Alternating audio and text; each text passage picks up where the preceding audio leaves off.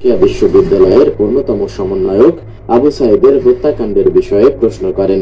তিনি বলেন, বেগম রোকেয়া বিশ্ববিদ্যালয়ের ইংরেজি সাহিত্যের তরুণ ছাত্র আবু সাঈদ তার সহপাঠীদের বাঁচাতে পুলিশের সামনে ঢাল হয়ে দাঁড়িয়েছিলেন, কিন্তু পুলিশ তাকে গুলি করতে দ্বিধা করেনি এবং এমনকি সে নিজেও বুঝতে পারেনি বন্ধুদের উদ্ধার করার চেষ্টা করার সময় তাকে গুলি করা হয়েছে।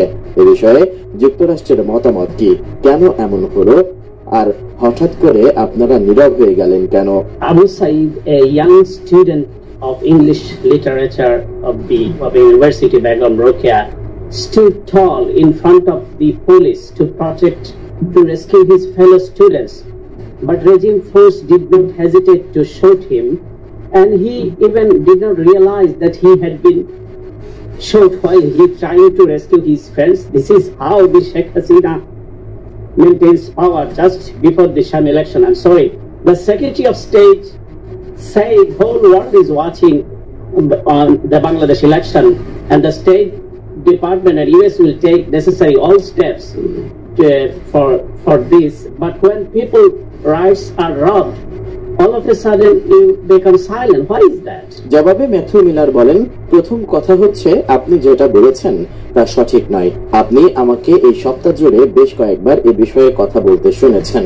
গত সোমবার বলেছি, আমার মনে হয় আমি গতকালও আবার বলেছি, আমি আজ আবারও বলছি, শান্তিপূর্ণ প্রতিবাদের বিরুদ্ধে যে কোনো সহিংসতার নিন্দা করি আমরা। First of all, that's not accurate. You have heard me say several times this week, said it on Monday, I think I said it again yesterday, I said it again today, that we condemn any violence against peaceful protest. এ সময় Miller আরো বলেন, আমরা এই বিষয়টিকে ঢাকার দূতাবাসের মাধ্যমে খুব কাছ থেকে দেখেছি এবং ওয়াশিংটনের কর্মকর্তারা বিক্ষোভের ওপর তীক্ষ্ণ নজর রাখছেন। বিক্ষোভে নিহত হওয়ার খবর আমরা দেখেছি। আমরা আবারও শান্তিপূর্ণভাবে প্রতিবাদ করার বিষয়ে মানুষের অধিকার সমুন্নত রাখার জন্য সরকারের প্রতি আহ্বান জানাই। We've been watching this matter very closely.